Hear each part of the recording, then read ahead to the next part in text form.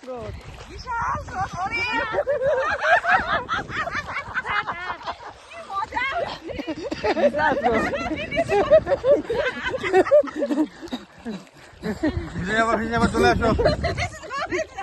না না সাঁতার কাটতে পারবো, অভ্যাস নেই না, এখন অনেক চলে যাবো।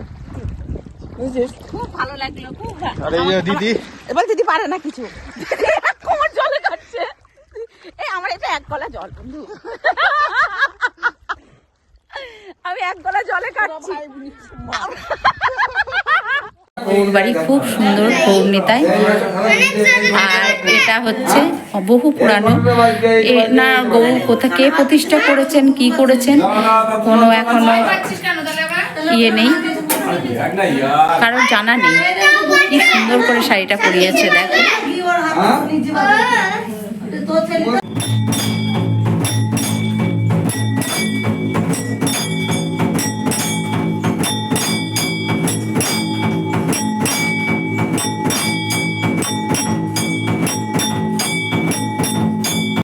তুমি করবা, অবশ্যই আমরা সাহায্য করবো যখন। এই রজনীগন্ধা, এখানে একটা করবি গাছ ছিল আমরা যখন ছোট ছিলাম।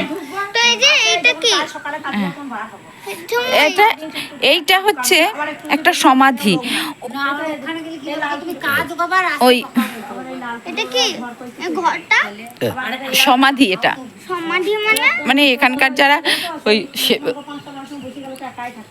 সবুজ হয়েছে, এদিকে হলুদ আছে, হচ্ছে সবুজ আছে, কি অপরূপ মানে লাগছে, অপূর্ব অপূর্ব অপূর্ব দৃশ্য।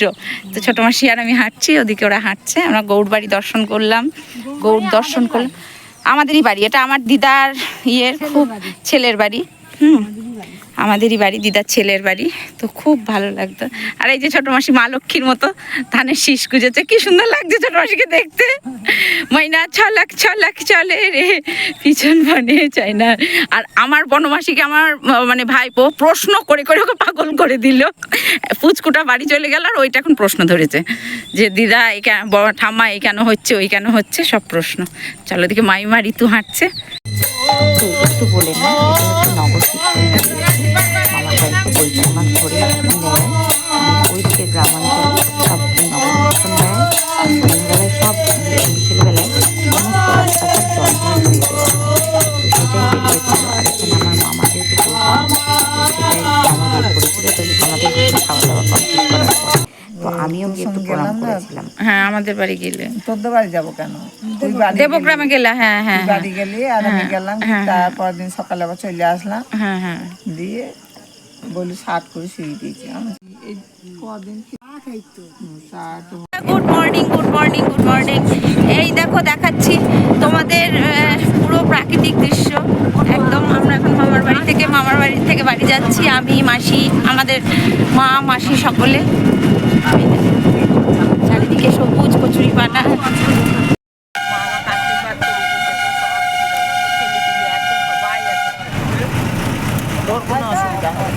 হচ্ছে আমার ঋতু রান্না করছে, মাইমা ভাত রান্না করছে, ঠিক আছে, আর ঋতু রান্না করছে। আমার মা এখানে বসে বসে ডিরেকশন দিচ্ছে, আর আমার ভাই এখানে রান্না করবে, চিকেন রান্না করবে। এটা হচ্ছে এখন উচ্ছে ভাজছে আমার ভাই। ভাই কি করছিস এখন বল? এই উচ্ছে ভাজছি এখন উচ্ছে ভাজছি, এখন হয়ে যাবে, তারপর চিকেনটা বসাবো, তারপরে চিকেন বসাবে, আমার ভাই রান্না করবে। হ্যাঁ, ও এই প্রায় ভাজা হয়ে গেছে। আমার ভাই দারুণ রান্না করতে পারে, ফার্স্ট ক্লাস। আর এটা আমাদের চালা রান্নাঘর, আপনারা অবশ্যই আসবেন, অবশ্যই আসবেন। হ্যাঁ, আর এই যে আমার মা ডিরেকশন দিচ্ছে, আর আমার বড়মাসি ঘুমিয়ে পড়েছে, আর আমার মাইমা ভাত করছে, আর ঋতু রান্না করছে। ভাই রান্না চলছে, চিকেন জল ছাড়া চিকেন না ভাই, একটু দেবে অল্প পরে। তো এই যে হচ্ছে স্মেলটা কিন্তু হেভি এসেছে। আমি বারবার বলি আমার ফোনে কালার আসে না, কেন আসে না সেটা আমি জানি না, কিন্তু যেমন কালার তেমন স্মেল না ভাই। তোর কি বক্তব্য একটু বল। চিকেনটা আপনারা আসুন, খেয়ে দেখুন, তারপরে বক্তব্যটা রাখবেন। তবে হেভি কালার এসেছে, আর স্মেলটা তো হো হো হো হো দারুণ দারুণ দারুণ। আমার ভাই চিকেন রান্না করার স্পেশাল, ওর এটাই স্পেশালিটি যে ও ভালো চিকেন রান্না করতে পারে। এখন কষানো চলছে, অসাধারণ অসাধারণ। শুভ দুপুর। তো রান্নাবান্না বলছি, রান্নাবান্না সব হয়ে গেছে। ঋতু করেছে, এই ভাই মাংসটা করেছে আর দেখাচ্ছিলাম তখন। আর আলু সিদ্ধ হয়েছে, আলুর চোখা পেঁয়াজ লঙ্কা দিয়ে ভাজা, করলার ভাজা, আর ভেন্ডি, পটল, ঝিঙে, কাঁচকলা সব কিছু দিয়ে একটা সবজি। এই হয়েছে রান্না।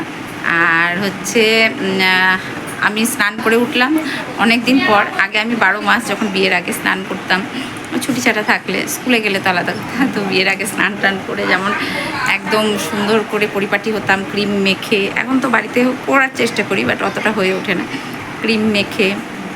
আর সেরকম করে আজকেও পরিপাটি হলাম। আর আগা গোড়ায় আমার একটা স্বভাব ছিল কাজল পরা। তো আমি বিয়ের আগে কিছু পরি না পরি, কাজল আর একটা কালো টিপ পরতাম ছোট্ট। তো এখন তার কালো টিপ পরতে পারবো না, তো লাল টিপ পরলাম। একটা ঋতুর ছিল এখানে লাল টিপ, ঋতুরই কাজল, আমার কিছু আনিনি আমি, তো সেটাই পরলাম। ওরই ক্রিম যা কিছু সব ওরই মাখলাম, মেখে ওরা খেতে দিচ্ছে। আমি এবার একটু বসে তারপরে খাবো, খেয়ে বাড়ি যাবো। আর আমার মাসির খুব শরীর খারাপ করছে, আমার বড় মাসির ঘুম হয়নি ঠিকঠাক। কালকে রাত্রে আমি খাটে দিয়েছিলাম, পরশু দিন রাত্রে আমার ঘুম হয়নি। আর কালকে রাত্রে আমি আর ছোটো মাসি খাটে শুয়েছিলাম, ও বাইরে শুয়েছিল। ও ছোটো মাসি আর এ বাইরে শুয়েছিল মানে। আর এই যে ছবিটা দেখছো, এটা আমার দাদার আর ঋতুর, মানে আমার বৌদির ছবি, দাদা বৌদির ছবি, বিয়ের ছবি। আর একটু জুম করে দেখাই, করা যাচ্ছে তো হচ্ছে না, পরে দেখাচ্ছি। তো ওই জন্য ওর ঘুম হয়নি, অনেক লোকজনের মাঝে ওই জন্য শরীরটা খারাপ করছে। কান্তিবাবু এসেছে, ও খাওয়া দাওয়া করে বাইক নিয়ে, ওকে ব্যাগ ট্যাগগুলো বাইকে সব তুলে দেবো। আর আমার কাছে শুধু আমার গপু থাকবে আর মাসি থাকবে, ওদেরকে নিয়ে।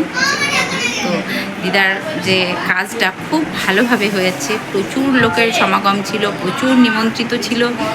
রান্না থেকে শুরু করে, আবহাওয়া থেকে শুরু করে, মানে সমস্ত কিছু এত সুন্দর হয়েছে না, মানে বলে বোঝাতে পারবো না। না গরম, না ঠান্ডা, না কিছু, খুব খুব সুন্দর হয়েছে, খুব ভালো স্বাদ দিয়েছে। আর মানে খুব সুন্দর, সব দিক থেকে পারফেক্ট। মানে আমি অনেকবারই নিমন্ত্রণ দেখেছি, অনেকবারই অনুষ্ঠান দেখেছি, কিন্তু এত অ্যাভেলেবল খাওয়া দাওয়া আমি কারোর দেখিনি, আমার জীবনে ফার্স্ট। মানে বললে হয়তো বলবে, কিন্তু ওই এলাকার যারা ছিল তারা প্রত্যেকেই দেখেছে যে কত খাওয়া দাওয়া, কত কিছু।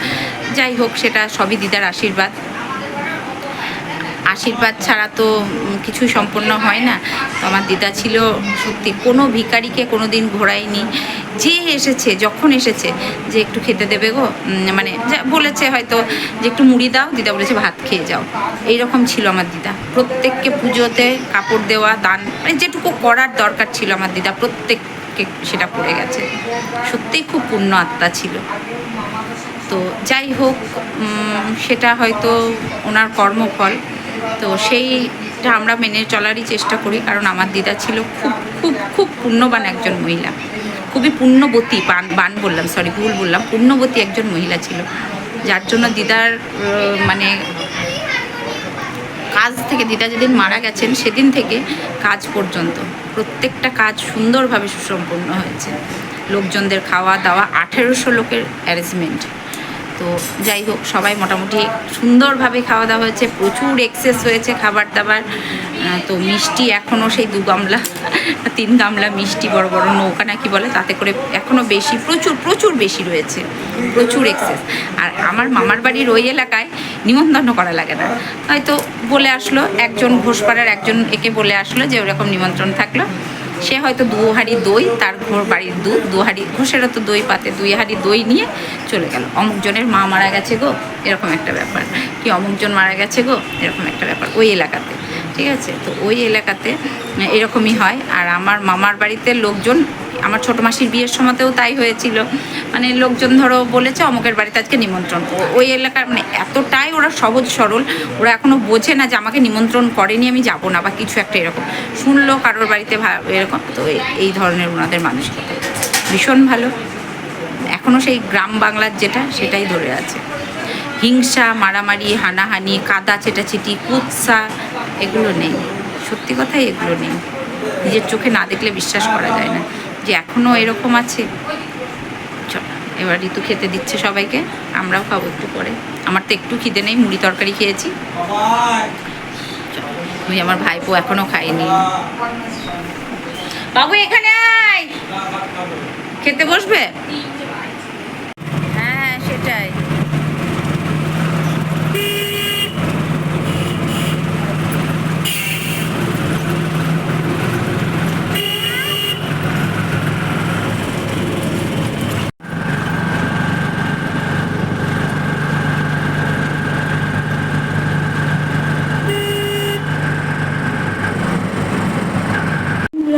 সন্ধ্যা, শুভ সন্ধ্যা, শুভ সন্ধ্যা। তো আমি এসে এই সন্ধ্যা টন্ধ্যা জ্বাললাম, আর এই যে গপুকে বসালাম। আর কালকে গঙ্গা স্নান করে এসেছি, আর বাড়িতে দেখলাম শ্যাম্পুটা করে নিলাম বাবার বাড়িতে আজকে। দিয়ে একদম স্নান টান করে পরিষ্কার করে এসে সন্ধ্যা জ্বাললাম। কতদিন ঠাকুরকে ভোগ দিইনি, মা লক্ষ্মী জল বাতাসা পাইনি। তো যাই হোক, এই যে গপু বসে আছে, গপুকে জামাটা খুলে দিলাম, হাত মুখ মুছিয়ে দিলাম, সমস্ত পরিষ্কার পরিচ্ছন্ন করে দিয়ে। আর সন্ধ্যা, কতদিন বাড়িতে সন্ধ্যা না করলে কেমন লাগে না, তো সন্ধ্যা টন্ধ্যা দিলাম। গপুর একটা বাঁশি নিতে হবে, আমার গপুর বাঁশিটা মানে নিতে হবে, একটা গপুর বাঁশি নেবো ভাবছি। তো এই হচ্ছে ব্যাপার। একটা ছিল, সেটা আমি রেখে দিয়েছি, সেটা আর গপু হাতে নেবে না। যাই হোক, তো গপুর একটা বাঁশি নিতে হবে না বাবা, ছেলের মা কিনে দিয়েছে বাঁশিটা মা কিনে দেবে। একটা মা কিনে দেয়নি, একজন দিয়েছিল, সেটা আমি আর গপুকে ইউজ করাবো না। তো গপুর একটা বাঁশি নেব, সেই বাঁশিটা কিনতে হবে, এটাই হচ্ছে কথা। গপুর উপর বাঁশি একটা দেখেছি, সেটা করে দিয়ে দেবো কিনে। চলো, ঠাকুরের পুজোর বাসন কটা ধুয়ে নিয়ে ঠাকুর পরিষ্কার করলাম, এসে ঝপাঝপ যতটুকু হয়েছে ঘর ঝাড় দিলাম, মুছলাম, তারপরে গেট ধুলাম, ফুল গাছে জল দিলাম, যেহেতু বৈশাখ মাস ধুতে হয়, ধুয়ে দিলাম, সকালে ধোয়া হয়নি। সব পরিষ্কার করে তুলসী গাছে জল দিলাম, তুলসী গাছটা একটু শুকিয়ে গেছিলো, কদিন জল দেওয়া হয়নি, আবার আমার তার আগে থেকেই পুজো বন্ধ ছিল। এই যে সন্ধ্যা টন্ধ্যা জেলে প্রদীপ দিয়ে সুন্দর করে সন্ধ্যা দিলাম। এবার চা বানাবো, কান্তিবাবু আসবে, চাটা খেয়ে তারপরে রাত্রে খাবার দেখা যাবে। সন্ধ্যা টন্ধ্যা দিয়ে একটু শুয়েছিলাম, তারপরে এসেছিলো কান্তিবাবুকে চা বানিয়ে দিয়েছি, বানিয়ে দিয়ে আমি এখন বানাতে আসলাম রুটি, কারণ রাত্রে করব হচ্ছে রুটি আর আলুর তরকারি। তো দুটো দিন খুব ভালোভাবে কাটলো, হেসে খেলে আনন্দ ফুর্তিতে। মানে আনন্দ ফুর্তি তো বলতে গেলে যতই হোক শ্রাদ্ধ অনুষ্ঠান, কিন্তু যেহেতু আমার দিদার তো বয়স হয়েছিল আর একটু স্ট্রোক মতো হয়েছিল, যার জন্য বিছানায় পড়ে থাকলে আরও বেশি সেটা ক্ষতি হতো এরপরে। আর যাই হোক, সেটা ভগবানের ইচ্ছা বলেই মেনে নিয়েছিলাম। তো এই হচ্ছে ব্যাপার, রুটি ভাজা কমপ্লিট, সব কমপ্লিট। আমি গপুকেও ঘুম পাড়িয়ে দিয়েছি, কেননা হচ্ছে গপু আজকে সারা রাত, মানে কালকে কী বলে সারা দুপুর ঘুমোয়নি। আমি সন্ধ্যাবেলাতেই গপুকে ঘুম পাড়িয়ে দিয়েছি। আর কানের দুল দুটো খুললাম, কারণ কানটা ব্যথা হয়েছে। আর দ্বিতীয় কথা হচ্ছে, কি বলতে গেলাম, আমার রুটি করা কমপ্লিট, সমস্ত কিছু কমপ্লিট। তো ভগবান শ্রীকৃষ্ণ একবার যুদ্ধে রথ পিছিয়ে নিয়েছিল, টেনে নিয়েছিল। অর্জুনকে বলছে, হে পার্থ, তুমি রথটা টেনে নাও। তখন অর্জুন বলছে, কেন টানবো আমি রথ তো আমার টানার কথা না, কেন টানবো, আমি যুদ্ধ করব। তখন ভগবান শ্রীকৃষ্ণ বলছে, না, তোমার এখন টেনে নেওয়ার সময়। তো ভগবান মানে যখন একে বধ করবে, মানে যেদিন সেনাপতি হয়েছিল হচ্ছে অভিমন্যু, কুরুক্ষেত্রের যুদ্ধে যেদিন অভিমন্যু সেনাপতি হয়েছিল, যেদিন অভিমন্যু বধ হবে আর কি, তো সেই দিনই একটা ভুল সূচনা দিয়ে অভিমন্যুকে বধ করা হয়েছিল। যেরকম ভীমকে নাকি সবাই মিলে পরাস্ত করেছে, ঘিরে ফেলেছে, তুমি অর্জুনকে সেখানে দরকার ভীমকে বাঁচানোর জন্য। তো অর্জুন, তখন ভগবান শ্রীকৃষ্ণ কিন্তু জানতেন যে আজকে অভিমন্যু বধ হবে। তো অভিমন্যু যখন ভগবান শ্রীকৃষ্ণের পায়ে হাত দিয়ে প্রণাম করলেন, তখন ভগবান শ্রীকৃষ্ণ বলল, বিজয়ী ভব। ঠিক আছে, ও তো বলতে পারতো যে তাই তোমার নাম ইতিহাসের পাতায় স্বর্ণাক্ষরে লেখা থাকবে। ভগবান শ্রীকৃষ্ণ এটা বলেছিলেন। তখন দ্রৌপদী তো জানতেন আগে থেকে। তো দ্রৌপদী, যাই হোক, তো উনি তো জানতেন যে সকলেই মারা যাবে ওনার 5 স্বামী ছাড়া, তো এটা বলেছিল। তো তখন শ্রীকৃষ্ণই তো লালন পালন করে অভিমন্যুকে বড় করেছিল। শ্রীকৃষ্ণের শিক্ষা, শ্রীকৃষ্ণের সংস্কৃতি সব কিছু অভিমন্যুর মধ্যে ছিল। তো তখন অভিমন্যুকে বলেছিল যে তুমি, তোমার নাম ইতিহাসের পাতায় স্বর্ণাক্ষরে লেখা থাকবে। অভিমন্যু যথাযথ বীরত্বের সাথে গেছিল, চক্রব্যূহ ভেদ করেছিল। সেখানে গিয়ে মানে চারিদিকে সবাই যখন অভিমন্যুকে ঘিরে ধরেছে, যখন অভিমন্যুর কোনো পালাবার পথ নেই, শেষ মুহূর্ত পর্যন্ত অভিমন্যু লড়াই করেছিল। কিন্তু ভগবান শ্রীকৃষ্ণ জানছেন যে এখন অভিমন্যু বধ হচ্ছে, তবুও অর্জুনকে নিয়ে গিয়ে দূরে সরিয়ে নিয়ে গেছেন।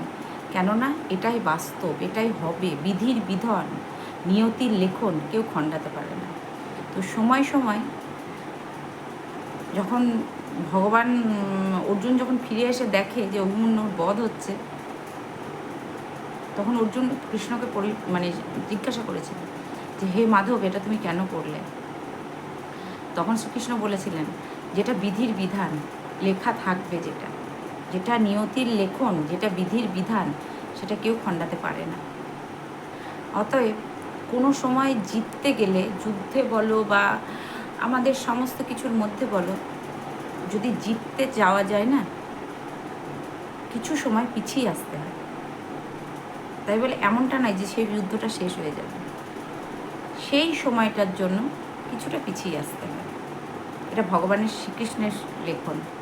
ভগবান শ্রীকৃষ্ণ বলে গেছেন যে তুমি যদি তর্ক করতে থাকো, তুমি যদি কন্টিনিউয়াসলি সেটা করতে থাকো, চলতে থাকো, সে বলছে আমি বলছি, সে বলছে, এটা কিন্তু একটা সময়ে গিয়ে তুমি সেখানে হেরে যাবে। তুমি যদি সেই জায়গা থেকে চুপচাপ সাইলেন্টলি বেরিয়ে চলে আসতে পারো, তোমার মনকে শক্ত করে,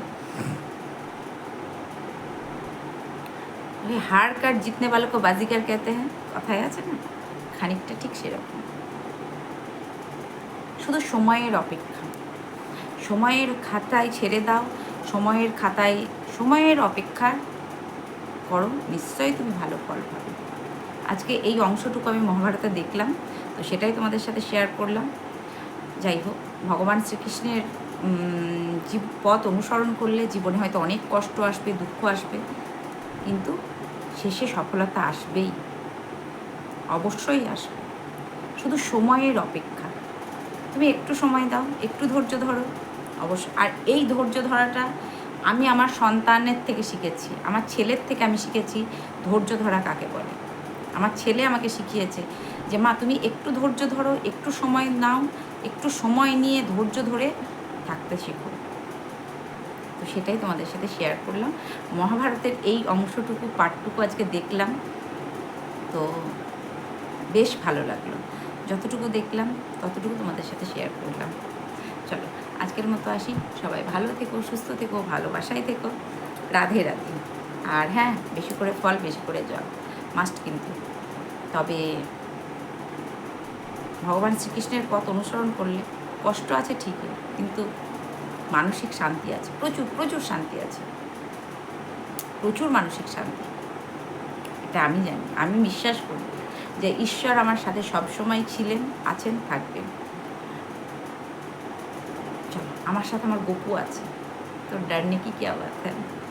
চলো, আর হার কার জিতনা वालों को बाजीगर कहते हैं। আজকে শ্রীকৃষ্ণের এটাতেই দেখলাম, তো বিধির বিধান কেউ খণ্ডাতে পারবে না। চলো, সবাই ভালো থেকো, সুস্থ থেকো, ভালোবাসায় থেকো। দেখা হচ্ছে নেক্সট ভিডিওতে। আমার ভিডিও যদি কোনো অংশ একটু ভালো লেগে থাকে, তো প্লিজ প্লিজ প্লিজ একটু লাইক করে, একটু কমেন্টস করে, একটু পাশে থাকো। আমিও তোমাদের পাশে আছি অল টাইম। আমি দুদিন একটু বিজি ছিলাম, কারোর পরিবারে যেতে পারিনি, তবে অবশ্যই আজ থেকে প্রত্যেককে ওয়াচ করব এবং প্রত্যেক পরিবারে যাব, প্রত্যেকের ঘরকন্যার সব কিছু একটু খুঁটিনাটি তথ্য দেখে আসবো, অবশ্যই দেখে আসবো। সেই সব ছোটো ছোটো বুনুদের, যেই বুনুগুলো আমার পাশে থেকে আমাকে সাপোর্ট করছে, তাদেরকে অসংখ্য ধন্যবাদ। তোমাদের পরিবারে অবশ্যই যাব। ভালো থেকো, গুড নাইট, টাটা। আর পিয়ার সে বলো রাধে রাধে। চলো, রাধে রাধে বন্ধুরা।